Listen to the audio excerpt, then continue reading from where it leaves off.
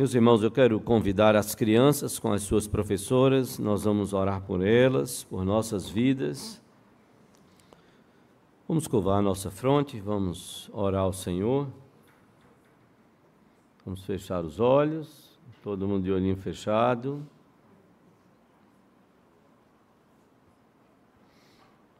Senhor Deus e Pai, nós somos muito gratos, Senhor, pela bênção de estarmos como família, grande família, reunindo tantas outras famílias, desde o mais pequeno até o mais idoso, desde o mais tenro, mais novinho, até o mais idoso. Nós te bendizemos porque Tu és o Deus da família. Foi o Senhor quem instituiu a família para o louvor da glória do Senhor. E assim sendo, ó Deus, Tu nos abençoas. É o Senhor quem nos faz amanhecer e contemplar as Tuas bênçãos sobre as nossas vidas e famílias. É o Senhor que, por Sua graça e misericórdia, estende as Suas mãos e abençoa os seus, como Pai de amor, como Pai de poder. É o Senhor quem restaura sobre nós os verdadeiros, abençoadores e bíblicos valores da família, Senhor. Abençoa-nos, dirige-nos, corrige-nos, transforma-nos, Senhor, para o louvor da Tua glória. Abençoa os nossos pequeninos, Senhor, fala ao coração deles, bem como ao nosso neste momento. Abençoa as professoras e professores, que eles sejam usados pelo Teu Espírito para transmitir a Tua palavra ao coração desses pequeninos, de forma que eles cresçam amando a família, aprendendo a família que o Senhor deseja, que eles possam constituir e a forma como eles precisam aprender, à luz da Tua palavra, a viver a família, segundo o Teu querer. Nos abençoa também, fala aos nossos corações, usa o pastor Lutero, que o Senhor possa estar no abrir da sua boca, usando, Senhor, que o Teu Espírito possa estar falando aos nossos corações através da Tua palavra e usando o Teu servo poderosamente. Nós Te oramos assim, Pai, agradecidos por tudo, Te louvando e Te bendizendo e clamando ao Senhor essas bênçãos, no nome de Jesus e para a glória dEle, hoje e sempre. Amém, Senhor. Amém. Meus irmãos, nós vamos passar a palavra neste momento ao pastor Lutero Rocha. Ele é muito conhecido, já pastoreou igrejas aqui no nosso Recife, a própria primeira igreja do Recife, a igreja presbiteriana também da Madalena, das Graças, e há pouco tempo, depois de estar um tempo na Bahia, voltou para estar aqui, estar compondo a equipe de pastores da primeira igreja presbiteriana do Recife. É um pastor muito querido, muito amado, eu sempre digo muito a ele, que ele pastoreou a família dos nossos pais e alguns irmãos, e foi um pastor que marcou o coração da nossa família, não é? Nós temos lembranças muito graciosas desse pastor tão amado, tão querido, e que você possa ouvir a palavra que Deus colocou no seu coração para nos transmitir nesta noite, que ele possa ficar muito à vontade no nosso meio. Que Deus o abençoe e nos abençoe. Meus irmãos, eu quero saudá-los no nome do nosso Senhor Jesus Cristo, Supremo Pastor da Igreja, nosso abençoador. Agradeço aqui o carinho, pastor Petrônio, que é um amigo de muitos anos e sempre tão amoroso, tão gentil, e vocês sabem que ele é assim. Que grande desafio falar sobre a família, e eu quero me congratular com a igreja da Encruzilhada, que tem esse cuidado, desde o último domingo de maio, passando por junho, e agora o primeiro domingo de julho, encerrando essa série, né? Família, como foi cantado aqui, um projeto de Deus. Sem dúvida nenhuma, um grande inimigo da família tem sido a cultura contemporânea, que tem procurado desconstruir a família, mudar o conceito de família. Mas nós somos uma igreja da palavra. Nós somos filhos e servos do Deus vivo, daquele que tem a primeira e a última palavra, o Deus que criou a família para o louvor da sua glória. E a família é tão relevante, é tão importante, que na Bíblia a igreja é apresentada através de algumas analogias, como a de um edifício, de um corpo, mas também de uma família. Nós somos a família de Deus. Irmãos, sem dúvida nenhuma que nesses últimos domingos vocês têm ouvido a respeito do relacionamento marido e mulher, têm ouvido a respeito do casamento, que é uma aliança. O casamento é entre um homem e uma mulher. Isso não é homofobia, isso é Bíblia, é palavra de Deus. Isso é falar sob a autoridade do Senhor. Isso é falar com fidelidade e com firmeza. Foi assim desde o princípio: deixará o homem pai e mãe, e se unirá à sua mulher, e serão os dois uma só carne. O que Deus ajuntou, não separe o homem. Casamento é instituição divina e é para toda a vida. Certamente vocês têm ouvido falar sobre o casamento como uma aliança. Lemos em Malaquias capítulo 2, versículo 6, porque o Senhor foi testemunha da aliança entre ti e a mulher da tua mocidade. Então, quando nos casamos e fazemos votos e entramos em uma aliança, nós fazemos uma aliança entre pessoas humanas, mas o fazemos na presença de Deus. Nós temos ouvido, e vocês têm ouvido certamente nesses dias, a respeito da criação de filhos, a relevância de transmitir aos filhos o ensinamento. Quando a gente lê um texto como esse de Josué, são 2 capítulos que me tocam muito quando eu penso em família, esses 2 capítulos de Josué, 23 e 24, porque Josué já está envelhecido e ele tem consciência: estou indo pelo caminho de todos os da terra. Ele tem consciência de que os seus dias na terra estão terminando, e ele faz uma síntese da história, ele mostra os feitos de Deus. Inclusive é bom destacar que de todos os que saíram do Egito, da idade de 20 anos para cima, somente Josué e Calebe entraram na terra prometida. E Josué diz uma palavra maravilhosa no capítulo 23. De todas as palavras que o Senhor proferiu a nosso respeito, todas foram cumpridas. Nenhuma caiu por terra. E é por isso que ele fala com contundência: escolham agora a quem servir. A quem vocês vão preferir? Aos deuses que ficaram da além do Eufrates, aos deuses dos amorreus em cuja terra habitais? Mas eu e a minha casa serviremos ao Senhor. Certamente vocês ouviram nesses dias sobre a tarefa de criar filhos, né? Como alguém já escreveu, criar filhos não é brincadeira. É uma tarefa maravilhosa, mas difícil, e nós precisamos da graça de Deus. E há uma palavra de Paulo na carta aos Efésios: pais, não irriteis vossos filhos. Pais, não trateis os filhos com amargura, mas criai-os na disciplina e na admoestação do Senhor. É bom destacar que Paulo aqui, escrevendo pelo Espírito de Deus, está falando aos pais, homens, enquanto sacerdotes do lar. Obviamente que as mulheres estão incluídas aqui como as auxiliadoras idôneas, aquelas abençoadoras que dão suporte. Mas pais, não tratem seus filhos com amargura, para que eles não fiquem desanimados. Pais tratam seus filhos com amargura quando são controladores, quando são violentos, quando são agressivos, quando não tem uma palavra de graça a ser transmitida, sempre palavras que machucam. Você não vai dar para nada, não vejo perspectiva nenhuma em você. Pais que colocam seus filhos sempre para baixo, que não tem uma palavra abençoadora, uma palavra que traga edificação.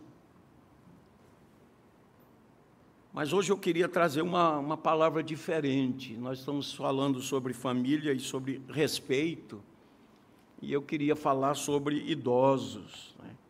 O respeito para com os idosos. Eu olhei aqui, não vi nenhum idoso aqui hoje à noite, não é?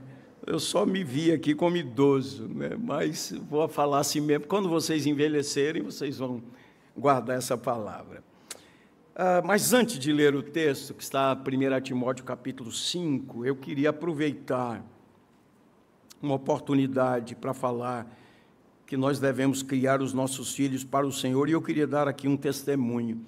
O texto de Josué que foi lido diz que o povo de Israel serviu ao Senhor, mesmo depois da morte de Josué, durante um período, e é assim que começa o livro de Juízes. Depois da morte de Josué, e por um período, eles serviram ao Senhor. No entanto, depois, e a gente lê capítulo 2 de Juízes, levantou-se uma geração que não conhecia o Senhor, não conhecia os feitos do Senhor, e aquela geração tornou-se uma geração idólatra. Então, que Deus nos conceda a graça de vermos a próxima geração servindo ao Senhor, para a glória do seu nome. E eu queria dar um testemunho aqui de uma família. Vamos lá para o século XVIII. Vocês já ouviram muito falar sobre os morávios, sobre Zinzendorf, que foi um instrumento de Deus para um grande avivamento, um grande despertamento no século XVIII. E escutem, eu vou ler aqui rapidamente um trecho. Em 26 de maio do ano 1700, em Dresden, nasceu Nicolau, que era o nome dele, Zinzendorf. São palavras do seu pai, proferidas naquele dia histórico para a família. E ele reuniu a família e disse, olhando para o menino: o Deus Todo-Poderoso me abençoou com o presente do meu filho primogênito. Que o Pai de misericórdias governe o coração desta criança, para que ela ande irrepreensivelmente no caminho da virtude. Não permita que nenhum mal tenha controle sobre ele, e que o caminho dele seja fortalecido na sua palavra, para que o bem venha ao encontro dele neste mundo temporal e na eternidade.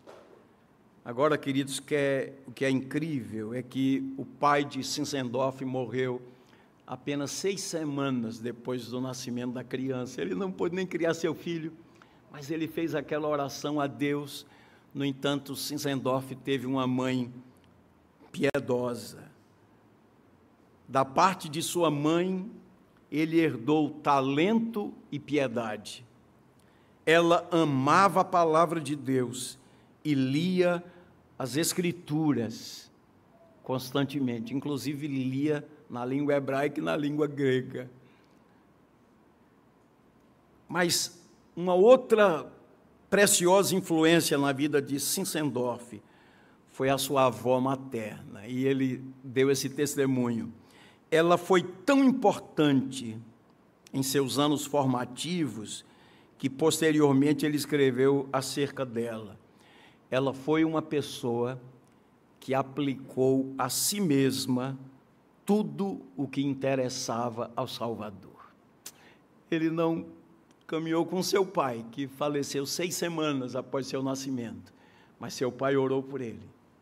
Ele teve uma mãe piedosa, uma avó materna piedosa. E a influência nossa na vida dos nossos filhos, na vida dos netos, é tão preciosa, que eles vejam em nós referências de vida piedosa para a glória de Deus.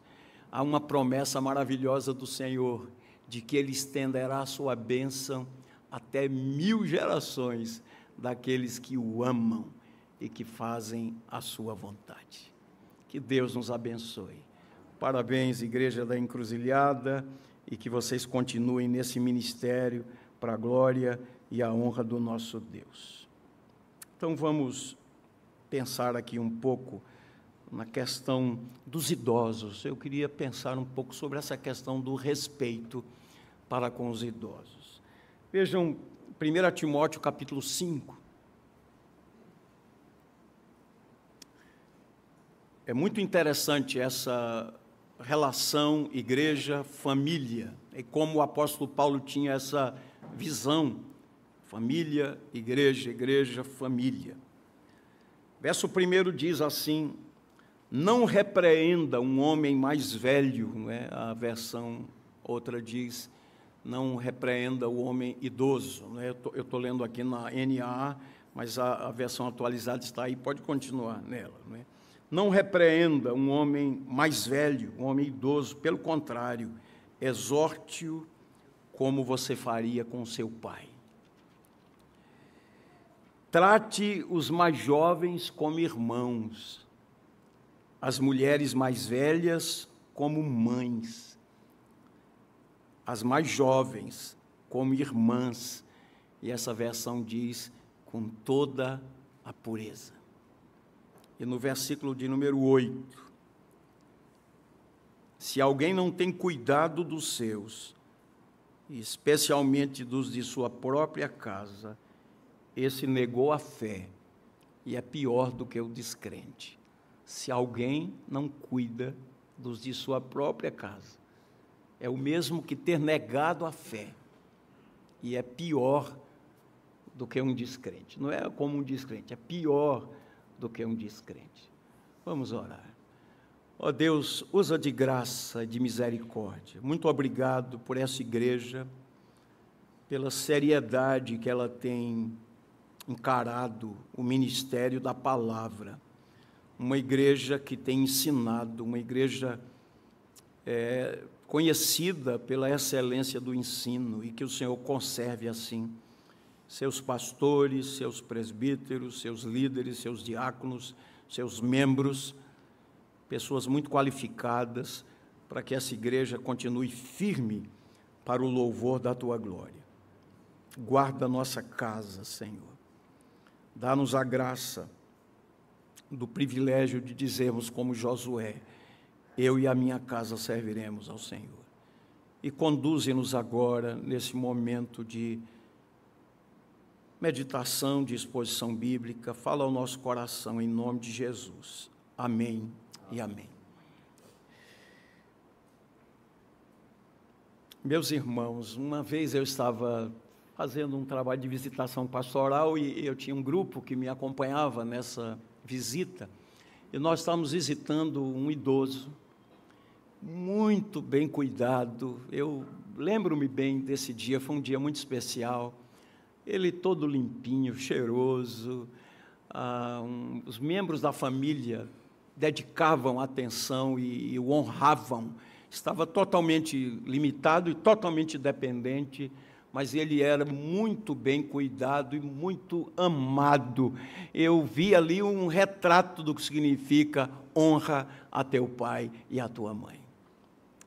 Um dos nossos companheiros de visitação se emocionou, e ele tem uma filha apenas, né? Ele já estava envelhecendo, e ele disse: olha, minha filha vai se casar, vai morar fora, e agora, quem vai cuidar de mim? Né? Olha, e aquilo foi tão comovente, e ele falou de coração, e começou a chorar, né?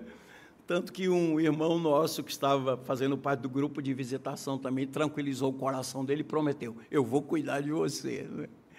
Ele ficou pensando assim, na realidade, quando eu envelhecer, que ficar dependente, quem cuidará de mim? O Salmo 71, que é o Salmo do ancião, a oração do ancião, tem as seguintes palavras, e eu vou ler aqui agora na versão NVI. Queria que você acompanhasse alguns versículos, Salmo 71, 17 a 21. O salmista orou assim: desde a minha juventude, ó Deus, tens me ensinado, e até hoje eu anuncio as tuas maravilhas. Agora que estou velho, de cabelos brancos, não me abandones, ó Deus, para que eu possa falar da tua força aos nossos filhos e do teu poder às futuras gerações. Tua justiça chega até as alturas, ó Deus, tu que tens feito coisas grandiosas. Quem se compara a ti, ó Deus? Tu que me fizeste passar muitas e duras tribulações, restaurarás a minha vida e das profundezas da terra de novo me farás subir. Tu me farás mais honrado e mais uma vez me consolarás. Mas um dos pedidos dele foi: ó Senhor, não me abandone na minha velhice, quando me faltarem as forças, que o Senhor não me abandone. E eu queria pensar com vocês hoje sobre essa realidade. Alguns estudos dizem que no ano de 2030, que está aí às portas, o Brasil será um dos países com a população mais envelhecida. Nós temos percebido esse fenômeno, não é? Vocês já notaram que as famílias estão menores? Alguns jovens estão adiando o dia do casamento. Há uma pressão na sociedade que diz assim: você precisa ter casa, você precisa ter as condições para casar-se. As pessoas estão estudando mais, as pessoas estão trabalhando mais e adiando o dia do casamento. E outra coisa, as famílias estão menores. Lembram-se daquelas famílias, né? Parece filme, né? 12 filhos, 13 filhos, né? Aí hoje as famílias são pequenininhas, né? Dia desses, uma pessoa muito querida, que tem uma filha só, e alguém estava incentivando: por que não segundo, né? Ela disse: olha, escola custa tão caro, não é? Se eu tiver o segundo, essa aqui vai continuar na escola particular, agora o novo vai para a escola pública, né? Vai para a escola estadual aqui perto de casa, né? Ela estava brincando, mas tem todas essas questões de custos, né? E eu queria pensar com você o seguinte: as famílias estão menores, as pessoas estão mais ocupadas, quem cuidará dos nossos idosos, né? Queria pensar sobre isso. Quando Salomão escreveu Eclesiastes, é um livro fantástico. Eclesiastes faz uma leitura da vida do ponto de vista de tudo que acontece debaixo do sol. E a conclusão a que ele chega é: tudo é vaidade e correr atrás do vento, né? Tem até um texto que eu sempre acho muito interessante. Ele diz de alguém que luta, que trabalha, que se esforça e junta bens, e junta muitas coisas. Ele consegue chegar a um determinado patamar, e o texto diz assim: depois vem um estranho, casa-se com sua filha e leva tudo que você construiu, né? Você lutou tanto para fazer isso. Mas o livro diz, e ele termina dizendo: a suma de tudo é: teme a Deus e guarda os seus mandamentos, porque esse é o dever de todo homem. O que ele diz: não vale a pena toda essa correria na busca das coisas. E a palavra de Deus nos ensina, veja bem, entendo o que eu estou dizendo, nenhum problema em você estudar, em você ascender profissionalmente, nenhum problema nessas coisas, né? A grande questão é que nós não trouxemos nada para esse mundo e nós não levaremos nada desse mundo. A grande questão é que quantas vezes a família é sacrificada,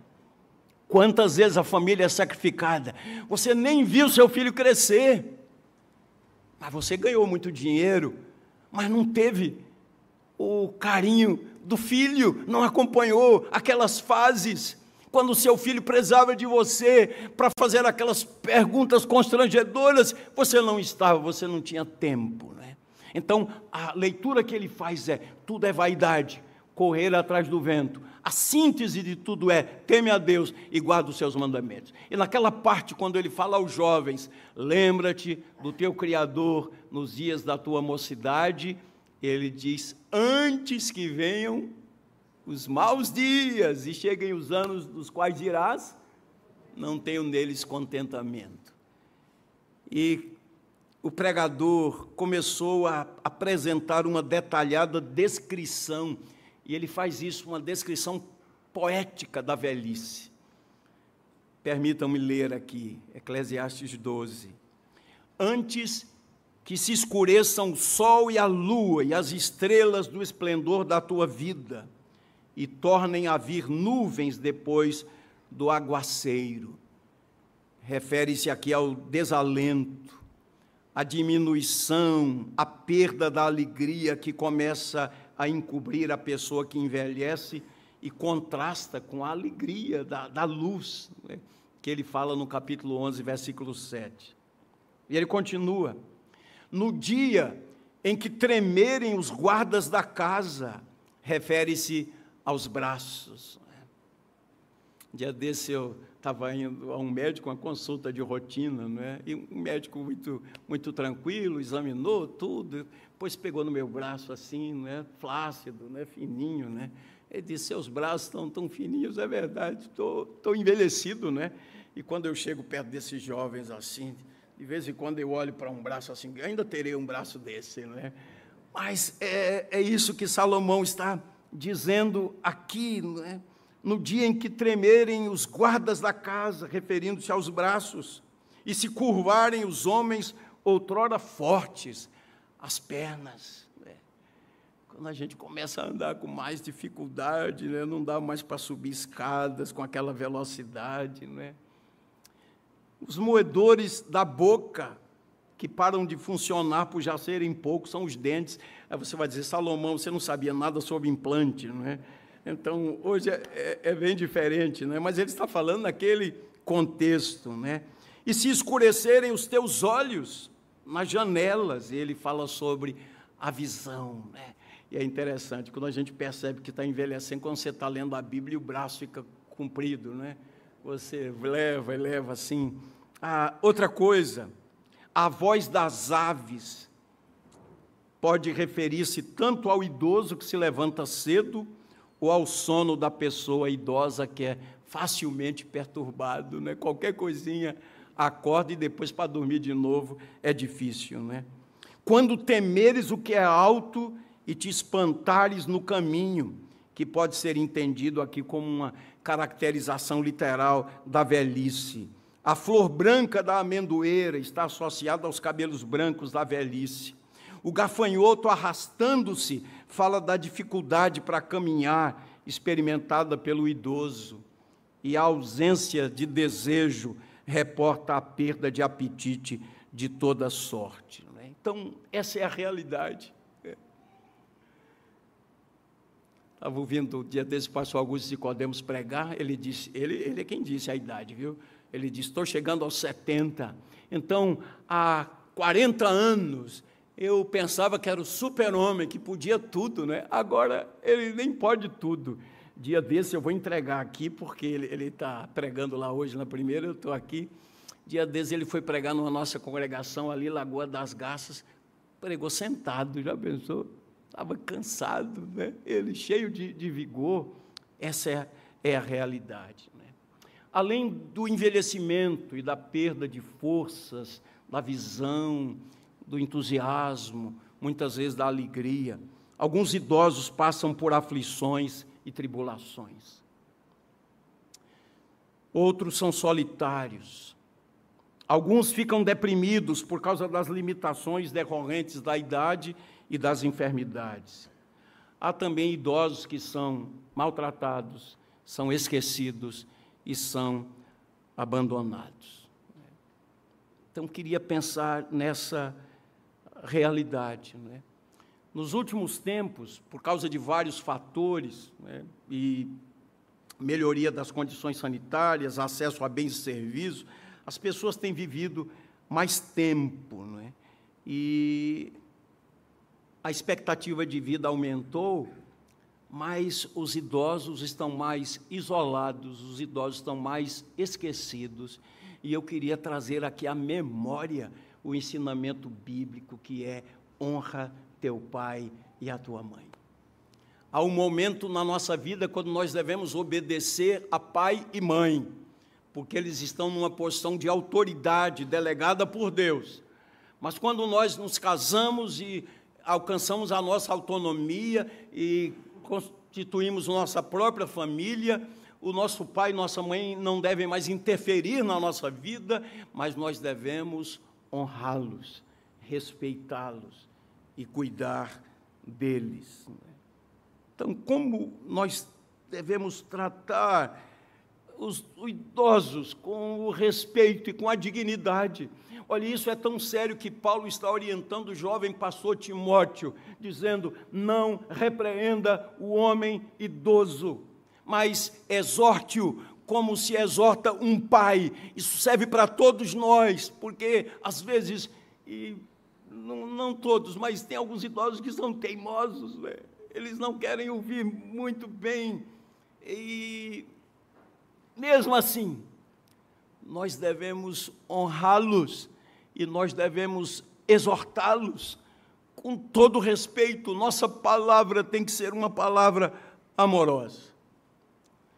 Mas o primeiro ponto que eu queria destacar aqui, falando a todos os idosos, é preciso destacar aqui o cuidado de Deus.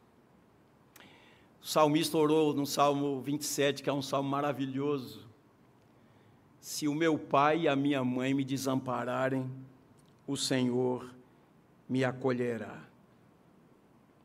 Nós poderíamos acrescentar aqui, não acrescentar a Bíblia, mas a ideia. Se meus filhos, meus genros, minhas noras, meus netos, meus sobrinhos me desampararem, o Senhor me acolherá. Há um cuidado especial de Deus, queridos. Olha esse texto de Isaías 46. Até a vossa velhice eu serei o mesmo, e ainda até as cãs, os cabelos brancos, eu vos carregarei. Já o tenho feito, levar-vos-ei, carregar-vos-ei e vos salvarei. Há uma outra versão que diz: mesmo na sua velhice, quando tiverem cabelos brancos, sou aquele que os susterá. Eu os fiz e eu os levarei, eu os sustentarei e eu os salvarei. A Bíblia também diz, e eu acho lindo esse texto, Salmo 68, versículo 5, que o Senhor Deus é o juiz das viúvas, Ele é o seu defensor, Ele é o seu protetor, Ele é o seu guardião. Está escrito: Pai para os órfãos e defensor das viúvas é Deus em sua santa habitação.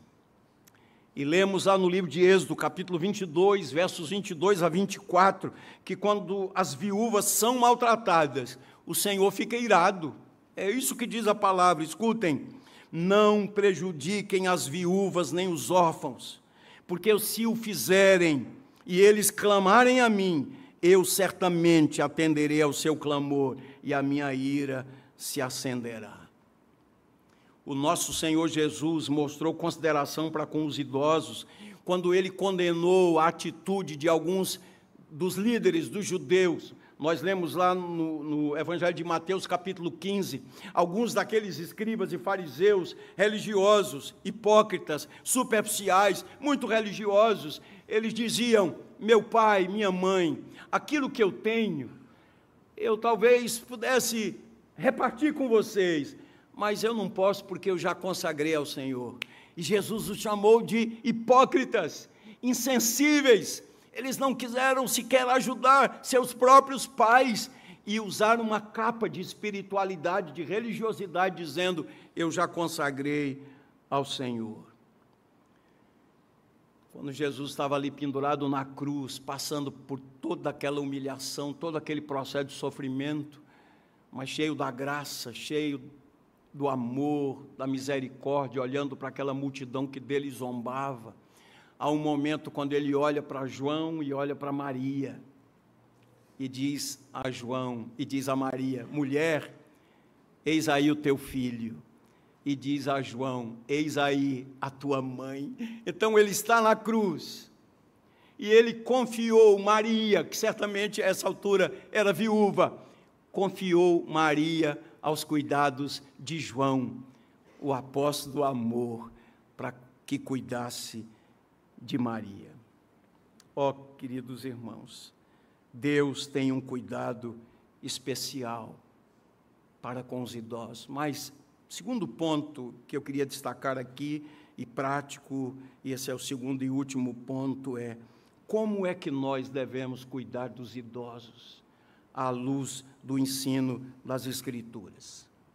Cuidado significa atenção, precaução, cautela, dedicação, carinho, encargo, responsabilidade. Cuidar é servir.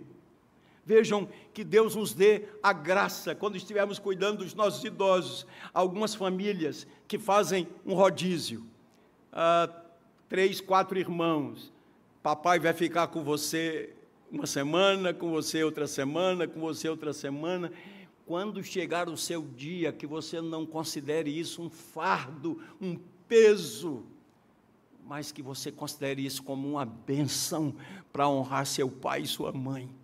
Cuidar, tratar com carinho, tratar com dignidade. Eu tenho conhecido, nos meus anos de ministério, fazendo visitação pastoral, eu tenho conhecido famílias que são uma verdadeira bênção, de filhos que se dedicaram a seus pais e os honraram sempre, trataram seus pais com dignidade, não os consideraram como um peso, como um fardo, mas uma bênção, poder cuidar deles, uma expressão de gratidão no coração.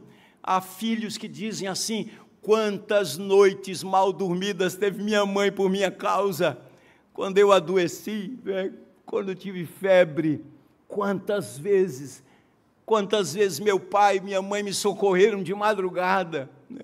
E alguns filhos dizem agora, o privilégio meu de cuidar, de tratar com dignidade o pai e a mãe. Ó, queridos, já houve gerações em que os idosos eram a base que unia uma família, né? Hoje, muitas dessas coisas mudaram por vários fatores, né? Mas eu queria colocar aqui alguns pontos práticos para não cansá-los, né? Então, como devemos cuidar e honrar e respeitar esses idosos, especialmente da nossa casa, porque, como lemos aqui no verso 8, se alguém não cuida da sua própria casa, está negando a fé, é pior do que o incrédulo. Que Deus nos dê essa graça.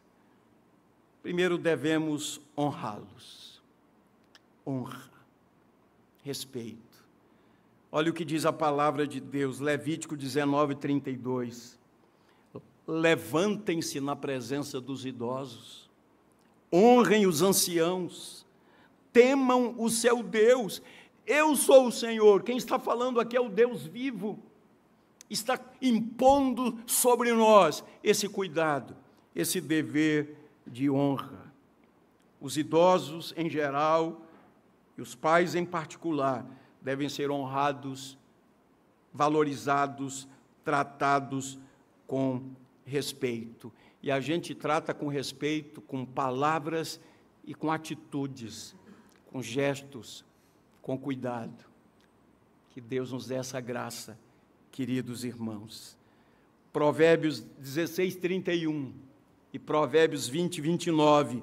O cabelo grisalho é uma coroa de esplendor e se obtém mediante a vida justa. A beleza dos jovens está na sua força, a glória dos idosos nos seus cabelos brancos. Então devemos honrá-los e devemos cuidar deles e começar pela nossa casa. Eles precisam ser assistidos e eles precisam ser cuidados. Mas eu queria ampliar aqui, além dos da nossa casa, aqueles da nossa igreja. Eu sei que nós temos uma junta diaconal, que geralmente a junta diaconal é cuidadosa e operosa. A junta diaconal sempre socorre, estende a mão, mas há um dever aqui comunitário, um dever de todos nós, e eu queria colocar aqui algumas questões práticas que a gente pode ajudar os membros da igreja que envelheceram. Por exemplo, os membros da igreja podem oferecer ajuda, acompanhando idosos que moram sozinhos. Sabe o que significa fazer uma visita a um idoso que mora só e ler a Bíblia com ele, com ela, orar com ele, com ela, conversar? Quantos idosos estão esquecidos e isolados, solitários? Conversar. Outra coisa, acompanhar um idoso no consultório médico. Eu estou trabalhando, eu estou estudando, eu não posso, mas num dia de folga que você tem, numa oportunidade que você tiver, acompanhar a um consultório médico, quando alguém está internado, fazer parte daquele rodízio, ajudar a família, né? Como pastores, nós sabemos, quando a gente está fazendo visitação pastoral no hospital, alguém está na UTI especialmente, tem visitas, às vezes 2 horários por dia, numa cidade como Recife, com o trânsito caótico que nós temos aqui, mas você se desloca, então você pode ajudar essa família, visitar com essa família, se prontificar a ficar um horário, né? Cuidar, orar, levar conforto, ir ao banco em favor de um idoso, um supermercado. Tem pessoas que fazem esse trabalho de todo o coração, vão fazer uma compra. Um dia desses alguém estava me dizendo que pegou um idoso em casa e foi dar um passeio na orla, né? Há muitos anos que aquele idoso não via o mar, e parou ali na orla, tomou uma água de coco. Isso parece um gesto simples, mas isso é um gesto nobre, é cuidar, isso é honra, isso é respeito, isso é cuidado, isso mostra a dignidade do ser humano, e mais ainda, é bíblico. Há idosos que não têm recursos para pagar cuidadores profissionais, e a gente pode ajudar, pagando parte desse valor, porque você sabe, o idoso aposentado, boa parte dos seus rendimentos é para comprar medicação, não é verdade? E a gente pode ajudar também um idoso nessa atitude, não é? Obviamente que a igreja tem uma participação muito especial, né? E eu termino falando aos futuros idosos dessa igreja, que eles também têm potencial para servir ao Senhor, pela experiência que acumularam, eles podem servir na causa do Mestre, né? A gente assiste esse conflito de gerações, não é? Mas o idoso, ele pode ser uma bênção na igreja, por causa da sua experiência, o seu caminho com o Senhor. Voltando ao salmista do Salmo 71, ele ora a Deus, ele diz: Senhor, que o Senhor não me desampare quando me faltarem as forças, até que eu anuncie à futura geração os teus caminhos e os feitos do Senhor. E eu concluo com o Salmo 92, versículos de 12 a 15, que nós conhecemos.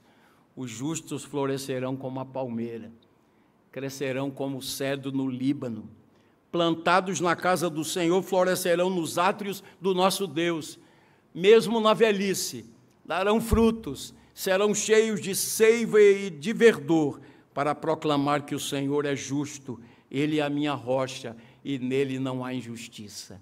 Idosos que podem ser instrumentos nas mãos de Deus também, não apenas cuidados, mas cuidadores, uma bênção, uma referência. Inclusive, a Bíblia fala das mulheres mais maduras a darem assistência às mulheres mais novas, para que elas aprendam como deve amar seu marido, cuidar das coisas da sua casa. Então, uma bênção. Queridos, a igreja é uma família.